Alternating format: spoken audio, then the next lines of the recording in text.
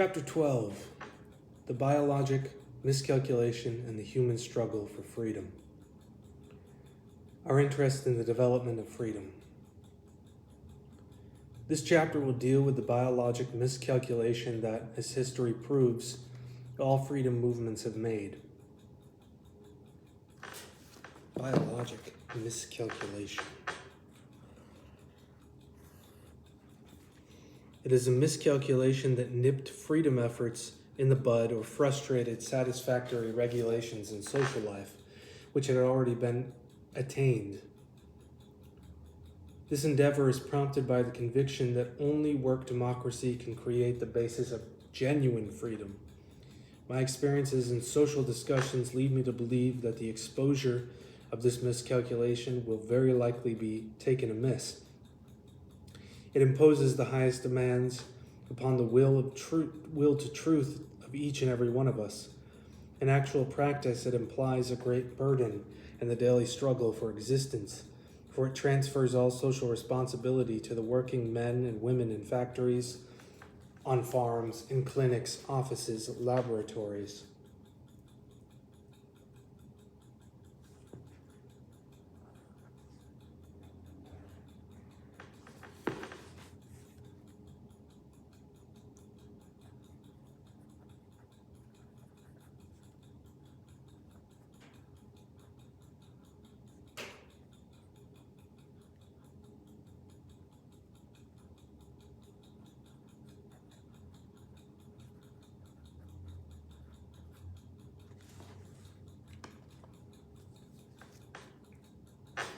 We have found that facts of a fundamental nature, i.e. facts that, over and above the political hubbub of everyday life, relate to the ancient history of the human species, relate indeed to man's biologic constitution, are rejected with various arguments.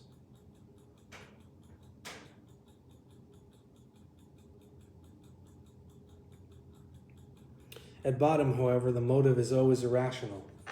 When peace reigns, when everything is proceeding at a leisurely pace, then it is said, everything is quite all right as it is. The League of Nations is a guarantee of peace. Our diplomats settle conflicts in a peaceful way. The generals are only decorations. So I pose questions that would be relevant only in the event of war. We have just ended a war to end all wars. There's no need to get excited. Then, when it is shown that such arguments were based on illusions, when the League of Nations and the diplomats have given ample testimony of their inability to cope with pressing problems, when a new war rages, this time one that is worldwide and more brutal than anything known in history, then all attention is concentrated on the quote-unquote winning the war. Then it is said, we have to win the war first. There's no time for profound truths. We will need to secure the war. We will need those when the war has been won, and then we will also have to secure peace. Thus, a clear-cut distinction is made between the conduct of war and the winning of the war. Conduct of the war and the winning of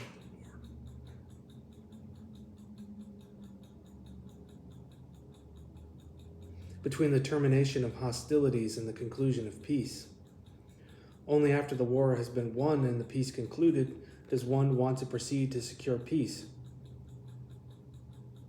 One fails to see that it is precisely in the heat of the war that those deep social convulsions take place that destroy old institutions and remold man. That, in other words, the seeds of peace germinate in the devastations of war.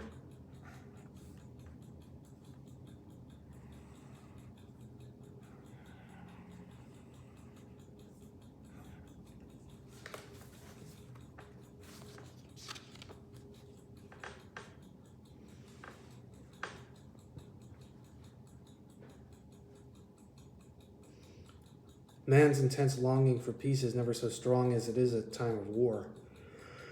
Hence, in no other social circumstance are there so many strong impulses intent on changing the conditions that produce war. Man learned to construct dams when he suffered from floods. Peace can be hammered out only at a time of war, then and only then. Instead of learning the lessons of war on the spot so that a new world can be built immediately, important decisions are put off until diplomats and statesmen are so involved in peace treaties and reparations that, again, there is no time for basic facts.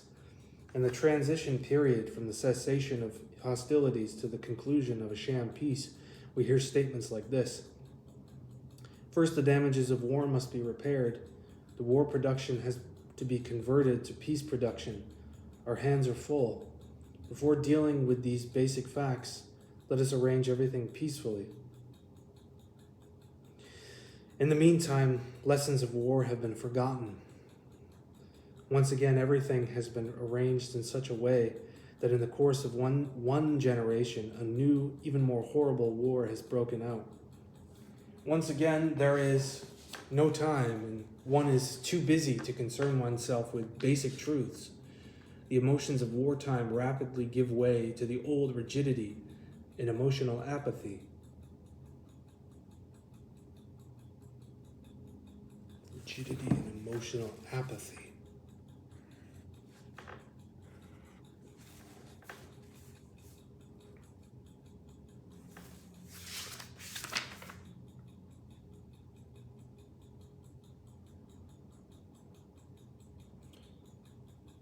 More horrible war has been broken. War is broken. Once again, there is no time. One is too busy to concern oneself with basic truths. Basic truths. If someone, as I myself, has gone through this procrastination of essential questions and heard these same arguments for the second time in 45 years of life, if he recognizes in the new catastrophe all the characteristics of the old catastrophe, he has to admit, however reluctantly, that no essential change has taken place since the first catastrophe, unless one considers the improvement of the means of destruction and a more widespread development of human sadism as essential changes. Slowly and surely, the conviction takes shape in such a man that, for some curious reason or another, masses of people do not want to get to the root of the secret of war.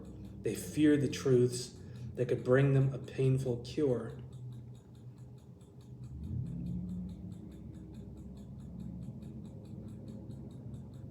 People like to think of war as a social thunderstorm. It is said that it purifies the atmosphere.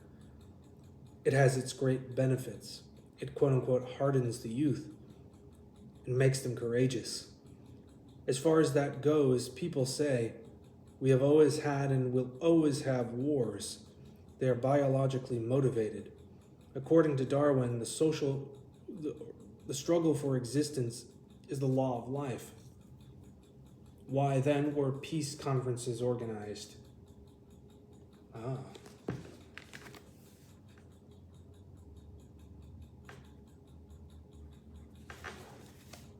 Darwin, also thinking of Nietzsche.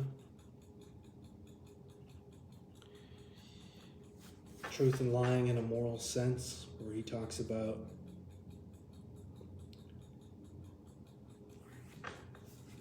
the essential conflict of the human person, and that peace treaties,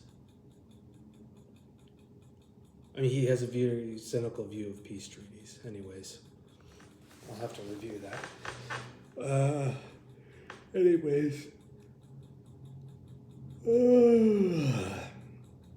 Nor have I heard that bears or elephants split up into two camps and annihilate one another. In the animal kingdom, there are no wars within the same species. Like sadism, war among one's own kind is an acquisition of civilized man.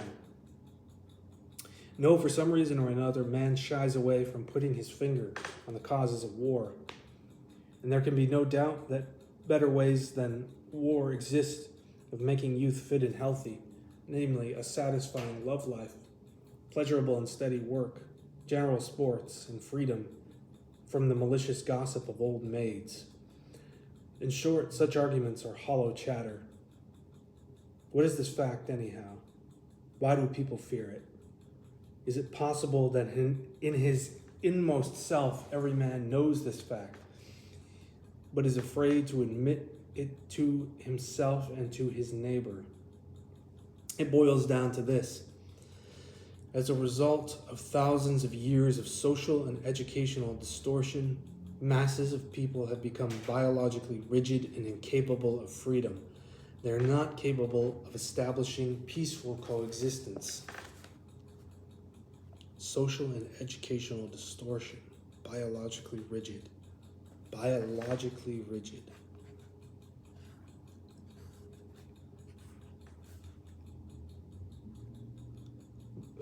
As cynical and hopeless as these two succinct sentences may sound, they contain the answer to the three above questions.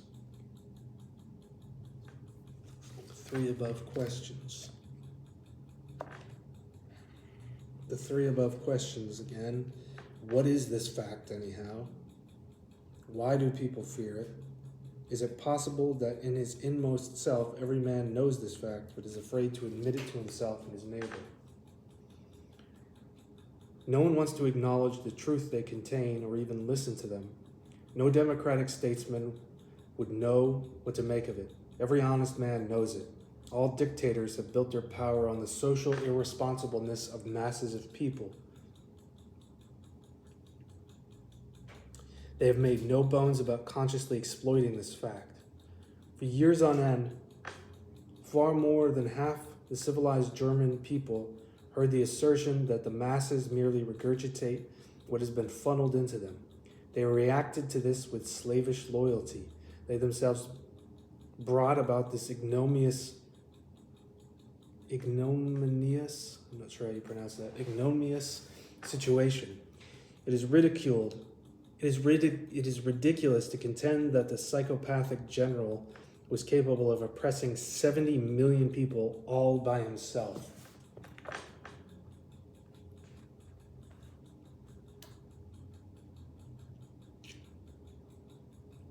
How's that? The suave politician and philanthropist will ask. You say that the Americans are incapable of freedom? And what of the heroic rebels of Czechoslovakia, Yugoslavia, and the British commandos, the martyrs in Norway, the armies in Soviet Russia? How can you dare to cast a slur upon democracies? We do not need military groups, governments, minorities, individual scientists or thinkers. But genuine social freedom is more than a question of groups. The trend of society is determined solely by the overwhelming majority of working men and women. Whether they passively tolerate or actively support tyranny, are the masses themselves capable of administering society without their statesmen or parties telling them what to do and how to do it? They are, to be sure, capable of enjoying given freedoms, of performing assigned work, of being against war and for peace. Thus far, however, they have not been capable of safeguarding work against abuse, regulating it through their own organizations, promoting rapid development, preventing war, mastering their own irrationalism, etc.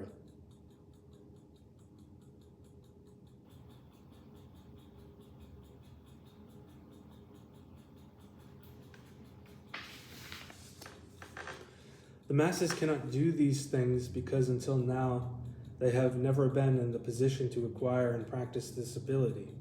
The self-administration of society by the masses, their administration of the organizations in charge of production and consumption, can be the only possible answer to this war.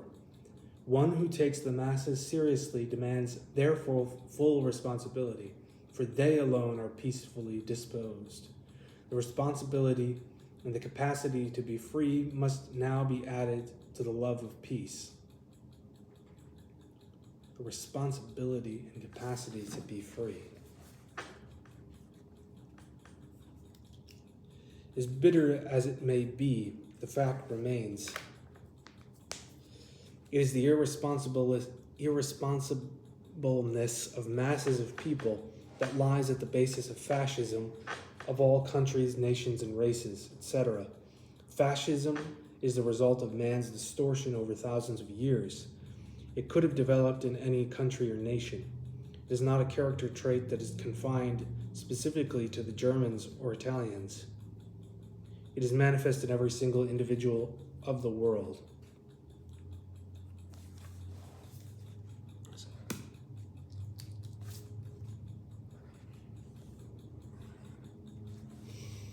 The Austrian saying, I can't pronounce it, da kann man halt nix machen, expresses this fact just as the American saying, let George do it.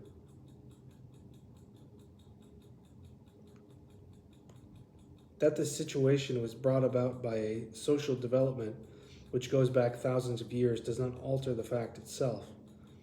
It is man himself who is responsible and not historical developments.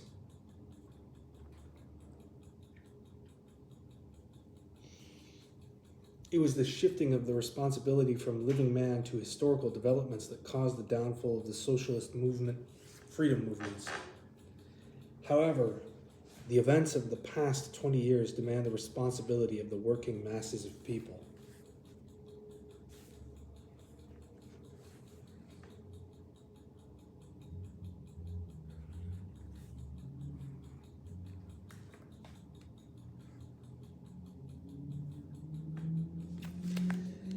If we take freedom to mean first and foremost the responsibility of each individual to shape personal, occupational, and social existence in a rational way,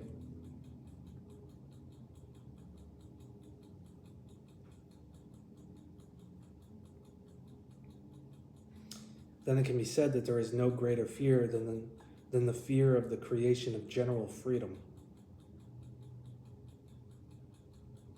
Unless this basic problem is given complete priority and solved, there will never be a freedom capable of lasting more than 1 or 2 generations. The solution to this problem will require more thought, more decency, more conscientiousness, more of an economic, educational, and social readjustment in the social life of masses of people than all the efforts which were made in former wars and will have to be made in wars still to come, and post-war reconstruction programs taken together. This one problem and its solution can contain everything that the most audacious and most agonized thinkers of history have tried to grasp by the idea of international social revolution. We are the protagonists and bearers of a stupendous revolutionary upheaval. If one must indeed suffer, then blood, sweat, and tears should at least have a rational goal, namely the responsibility of the working masses of people for social life. This conclusion follows with hard logic from the following statements. 1. Every social process is determined by the attitude of the masses. 2. The masses are incapable of freedom. 3. When the masses achieve the capacity to be free through their own efforts, this will be genuine social freedom. What prompts me to depart from the usual policy of veiling such generally known facts, especially as I make no claim to political leadership?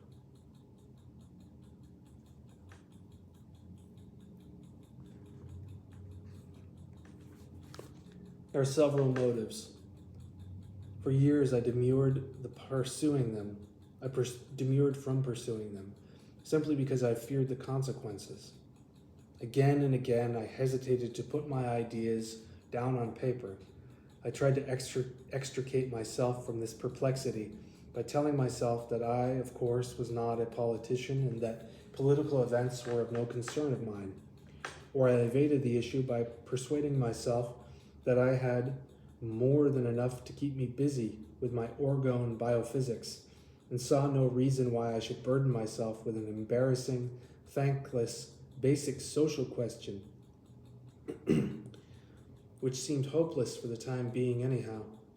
I tried to make myself believe that it was my secret political ambition that was prompting me to get involved in the turmoil of irrational political ideologies, I demurred to give in to such an ambition. The responsible politicians were bound to come out with these facts sooner or later. After years of painful and harassing oscillations and attempts to fight shy of these facts, I had finally to yield to the pressure exerted on me, as well as on all of my co-workers, by our investigation of the phenomena of life. A researcher has an allegiance to truth, over which no other allegiance, however highly esteemed, can take precedence. What makes it particularly difficult to fulfill this allegiance is the fact that communications of truth, instead of being looked upon as natural, have a highly dangerous potential as things now stand. Basically speaking, this is merely a summary of facts, which in an isolated way have been well known to us for a long time. Mankind is biologically sick. 2. Politics is the irrational social expression of this sickness. 3. Whatever takes place in social life is actively or passively, voluntarily or involuntarily determined by the structure of masses of people. 4. This character structure is formed by socio-economic processes, and it anchors and perpetuates these processes. Man's biopathic character structure is, as it were, the fossilization of the authoritarian process of history. It is the biophysical reproduction of mass suppression. 5. The human structure is animated by the contradiction between an intense longing for and fear of freedom. 6. The fear of freedom of masses of people is expressed in the biophysical rigidity of the organism and the inflexibility of the character. 7. Every form of social leadership is merely the social expression of one or the other side of this structure of masses of people. 8. It is not a question of the Versailles Peace Treaty, the oil wells of Baku, or 200 to 300 years of capitalism, but a question of 4,000 to 6,000 years of authoritarian mechanistic civilization, which has ruined man's biologic functioning. 9. Interest in money and power is a substitute for unfulfilled happiness and love, supported by the biologic rigidity of masses of people. 10. The suppression of the natural sexuality of children and adolescents serves to mold the human structure in such a way that masses of people become willing upholders and reproducers of mechanistic authoritarian civilization. 11. Thousands of years of human suppression are in the process of being eliminated.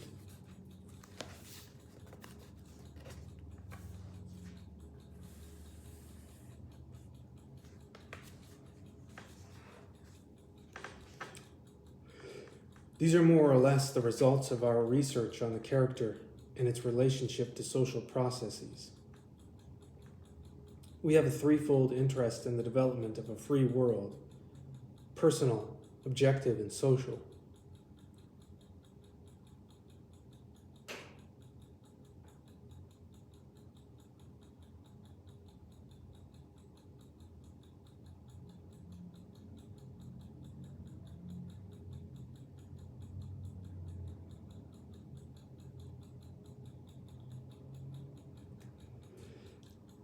We have a threefold interest in the development of personal, objective, and social.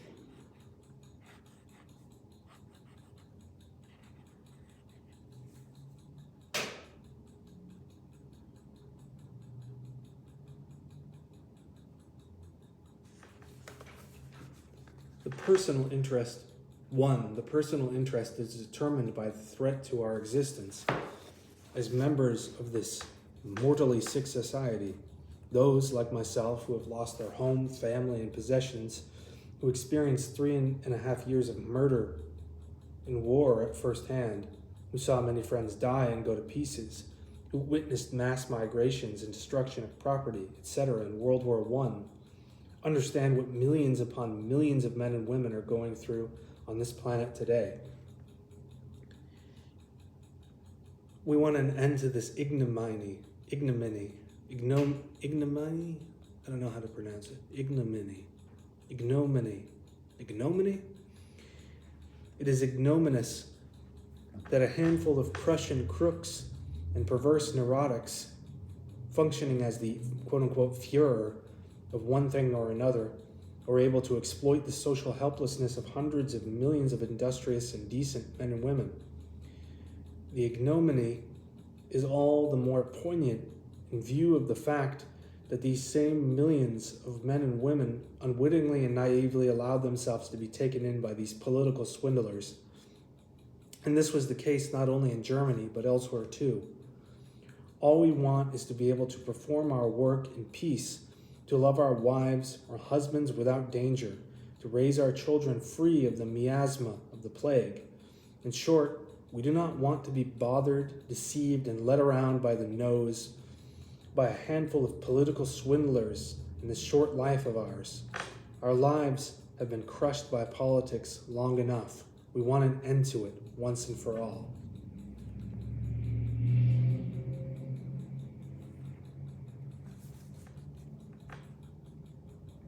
Two, the protagonists of the fascist plague have looked through the incapacity for freedom of masses of people and have declared that it is an absolute biologic fact. They have put alluring, irrational race theories into the world. They've divided mankind into biologically immutable superior and inferior races, and have conferred upon themselves, who are the most sick and most vicious, the biologic title of quote-unquote Superman. We have the answer to this fraud. A race theory is a mystical view of life. Man's natural happiness and love and security in life will be the doom of this view.